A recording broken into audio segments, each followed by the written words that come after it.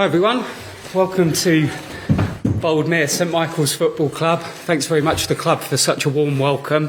We're here today for today's FIFA Women's World Cup squad announcement. I'm delighted to be joined by Sarina Wiegman. In terms of structure, we will end with 3 or 4 questions under embargo for this evening. I will give you the heads up as and when that embargo element comes into play. And we will begin with Anton at Sky Sports News, please. Thank you. Hi, Sarina, nice to see you. Yeah, good to see you. How hectic, how stressful have the last 24 hours been? Well, actually, the last week was a little stressful. The last period, because we had to make hard decisions. And it's nice for the ones who are in, it's not nice for the ones who are not in. So, we've had very good conversations with the technical staff. We follow the players really well. But it has been really hard. Tough decisions? Yeah, of course. Because, we've been with a bigger squad too in spring. And so we've seen lots of players. And actually, they all work so hard to get in the squad. And lots of them do play really well, but you have to pick 23. Let's start with the players that are in the squad. Lucy Bronze and Millie Bright. Lots of fans will be very happy to see their names on the list. But how fit are they? Yeah, well, Lucy's fit. She's fully in training. She's getting ready for the final this Saturday. And Millie is in a good place, so we're positive. She's still building, but we have some time. And so she'll be with us too, but we need to build a little more. But it looks good. How important is it to have those two fit and match fit going into the tournament? Well, of course you want them in because they had an important role for the team. And they had impact, but you never know what happens in football. So we think of the squad now. Who do we have? What positions can the players play? And what's the next step? So we always prepared with them and without them. Without Leah Williamson being in the squad, first off, how disappointing is it that she isn't there? And secondly, who's going to captain? Yeah, so of course, most of all for her is very, very disappointing and very sad. But that's the same for Fran and the same for Beth Mead. But you have to move on too. So this is unfortunately also part of top sport that you can get injured. It's a physical game, and you hope, of course, that to make that risk as small as possible. But it can happen, and someone else steps up, and that gives an opportunity for someone else to show and take responsibility. And that's how we approach it. And as you've seen about the captain's role, we had Leah, and then the vice-captain was Millie. And Mary has done too. So that's how we approach it now. So Millie will, at the moment, lead? Yeah, You mentioned Beth. Was there ever a chance that Beth Mead could have been in this squad? No, I don't think so. Beth, she's so positive, and she's going really well. But we said the time schedule she had, we would have taken so many risks to try and get her to the World Cup, and also she had a personal situation too. So that all added that very shortly or very early we said, well, we're not going to take that risk. I'm not willing to take that risk to push her too much, and then she gets injured again, because we also have to take care of players and do what's smart and not do what's a little bit naive. Caught a few of us by surprise by naming Bethany England, who we haven't seen in an England squad since September. Why did you decide to make that call? Because of her performances. Of course, she was at Chelsea. She didn't get the minutes, and we always say, if you're really competing for a position, and she didn't build that much credits for us because we hardly saw her play. And then she made a move, and she started playing in a hard situation because Tottenham was having a hard time. But how she did and how she performed, and also how much resilience she showed, I think that's what made us make the decision to get her in the squad. Final question from me. This squad is lacking obviously some senior players and a couple of retirements as well. It's quite different to the squad from the Euros. How different a squad is this going to be for you to coach, and expectation-wise as well going into the tournament? Yeah, we approach it always we want to be at our best. And that's what we're going for right now too. Yes, you're talking a little bit in transition now, so with some changes in the team. But I still think we're really good, and we're very talented players. And we're just going to make sure that we're going to be at our best, and then we see how far we get. But I think we're still in a pretty good place. Thanks, Anton. We'll go to Joe Curry at BBC, please. Hi, Sarina. Hi. You talked about there being some difficult phone calls and some phone calls I'm sure you enjoyed a lot more. Was there one phone call to a player that you were telling them they were in the squad that really stood out as being a nice moment for you? Yeah, of course, everyone you call is a nice moment when it's a positive message. And for some, it was a little bit expected, for some a little less. So I'm not going to talk about individual phone calls, but we had some very nice ones and some players who were very anxious about this moment. For Katie Robinson, it's obviously been a difficult season at Brighton. How impressive is it that a player's pushed her way into a squad when she's been playing for a club that's really struggled?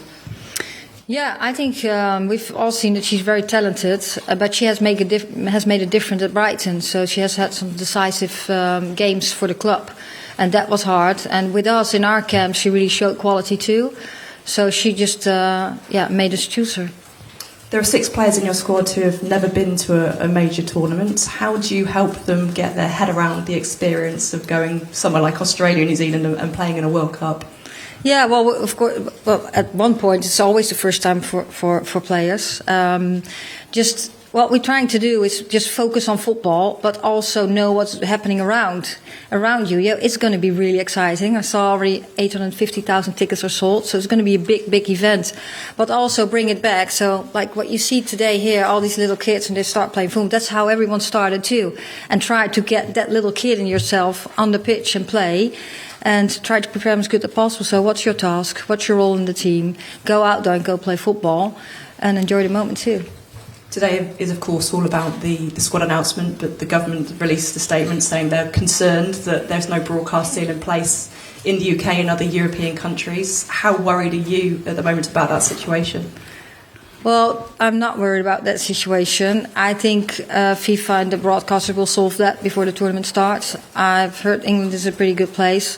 What I've seen, how it has been covered here in England since I came in, is just really, really good. So I expect that to be that way again. And I'm focusing on the football part, and I expect it to be solved before the tournament starts. Thank you. Thanks, Joe. We'll take questions from the floor. If you are asking a question, please introduce yourself with your name and the outlet you work from. We'll go to the gentleman with the mic. Yeah. Hi, Sarina. Hi, sorry. Hi. Mark from ITV News. Nice to see you. Hi. With the key personnel that you're missing ahead of the World Cup and obviously being European champions, do you think there's a target on England's back that perhaps hasn't been there before? Well, I'm not thinking of that. I think of our opportunities and how do we get prepared. And yes, we have some injuries, but I still think we have a very good squad. We have very good depth in the squad. And now we're talking about the 23 we have and some standby players who will train with us. And we get ready with this team. And I think we'll be good prepared. I think there will be in the World Cup also teams that are really, really good too, just like us. And we'll see what brings us. Rachel Daly's had an incredible season in Super League. Is she the kind of player that can lead England's line in the World Cup? Yes, she can, like some other players. We've seen her, of course, she has a very good season and she's done really well. She's played for us now as a number 9, but also in the back, and her versatility helps the team. Just a final one on Leah Letitia. A lot of raised eyebrows, perhaps, that she hasn't made the main squad. How close was she to making the main squad? Yeah, of course, she's really close. She's also one of the standby players that will train with the team. That was a hard call, with all the defenders we had to think about. And, she didn't get there just with the 23. We also see a little bit more as a right fullback. She plays at club centre-back, and she has a very good season at whole Manchester United. But this is the choice we made. Thank you. Thanks very much. We'll go to the front row. Yeah. Hi, Sarina. Hi. It's Jane from Channel 4 News. You mentioned it all starts with kids on a pitch. The Euros obviously fueled an explosion of interest in the girls' and women's game. How much pressure do you feel in this tournament to continue growing that interest in the girls' and women's game? Yeah, I think what brought that is performing. So what I really focus on is that we perform at our best, and that we are kind of a little close, that we're approachable for our fans, for kids, for everyone who's interested in the women's game. And behave like normal, I would say. Behave like normal, do your best, get connected with fans, and perform at your highest level. And hopefully that will bring us very far in the tournament, because as you know, we all have a dream too, going to the World Cup. And that's what brings the energy and the positive vibe around the team, and hopefully that inspires girls, boys, but also adults. Thank you very much. We'll go to Rob on the front row. Hi, Rob Harris from Sky News. Good luck for the tournament. Thank you. What was the toughest decision you had to take? Oh, there were a couple. I don't think you can say there's one tough decision, because you're talking about individuals, you're talking about positions, but you're also talking about combinations and balance in the team. So when you pick one player, that has consequences for other parts in your team. So that has been really hard. But I wouldn't just pick out one, because it all relates to each other. And what was Millie's reaction when you told her that she would be the captain, and what are the qualities she brings as captain? I haven't told her she would be the captain. That's how we have been all the time. We just talked about football, and we talked she was selected, and where she's at right now. We have been in contact all the time. Where she's at right now, and in her rehab, and we move forward with that. So we haven't really spoken about that yet. We have a couple of weeks, and she'll be fine. She's done before. Thanks, Rob. Yes. Hi, Sarina. Hi. We talk a lot in the women's game about sort of congestion, the number of fixtures. Just what's your feeling and reaction to it being a 23-player squad instead of 26, which it was obviously last summer, and for the men's tournament in Qatar in the winter? Yeah, we've spoken about that also at the draw in October last year. And we wanted to bring it to 26. I don't think the 26 make the injuries risk lower. I think you then have more options when something happens, and you can keep someone in the squad and take care of it a little better, or give a little more rest with more options you have. They didn't make the choice. We're ahead of that. We knew that this effect, so I don't want to go back to that discussion again. The congested schedule, yeah, we all know that we really have, when we move forward, we have to do a better job altogether to make it a little better in all stages, and get some better scheduling for the players. And for the Euros, you named 28 and then cut it down to 23. What was the reasoning this time, naming the 23 and having the standby? Was there things you learned from naming the squad for the last tournament? No, that basically has to do with the time schedule and travelling to the other side of the world. So when we had the Euros, we were in England all the time, and we could have a training period and then give clarity. Now, there's a holiday now, of course. Well, not for the Barcelona and Wolfsburg players, but and when we come into camp, we go really quickly to Australia, and we want to give clarity on that. So you don't have the time to first train and then make the decision, because you're basically already in Australia. And just lastly on Leah and filling the void that she's left, does the USA game last October, it was, when you were in that camp without her, does that help you prepare for going into a major tournament without your captain? Well, I think basically all the games we played helped us, because we have seen many players also in the Arnold Clark Cup. So we have seen different players, different combinations of players, which gave us information. Then, of course, we also watched the games at the end of the season. This was very tight, very exciting for our neutral ones to watch. And then when we come into camp, we see how players are, how they come in, and how we can build further with the team. Thanks, Simon. We'll go to Tom, just behind you. Thanks, Simon. Hi, Sarina. Hi. Tom Gary from the Daily Telegraph. I just wanted to ask you about the diversity of the squad. I know you've spoken previously about you'll pick the best players available, but there will be some people who will look at the squad and see 22 white players out of 23. And so do you understand why some people might be concerned that they maybe don't feel represented by the Lionesses, and what do you hope to be done in the future that can change longer term? Yeah, of course, I understand that people look at it like that, and I really hope that will change.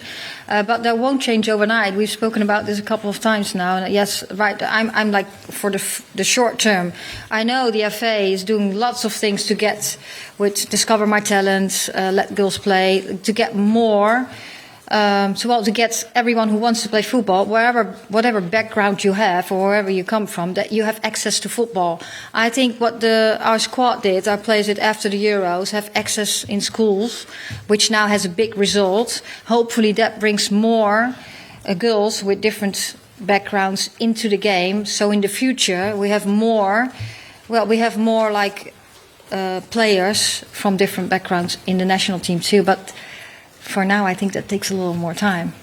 course. And could I also ask you, please, about your plans for preparation? Because there was a statement from FIFA and the European Club Association about a new window for the start of camps, but we understand you're still hoping to start on Monday the 19th of June. Can you give us an update on that and why you feel it's important to start earlier?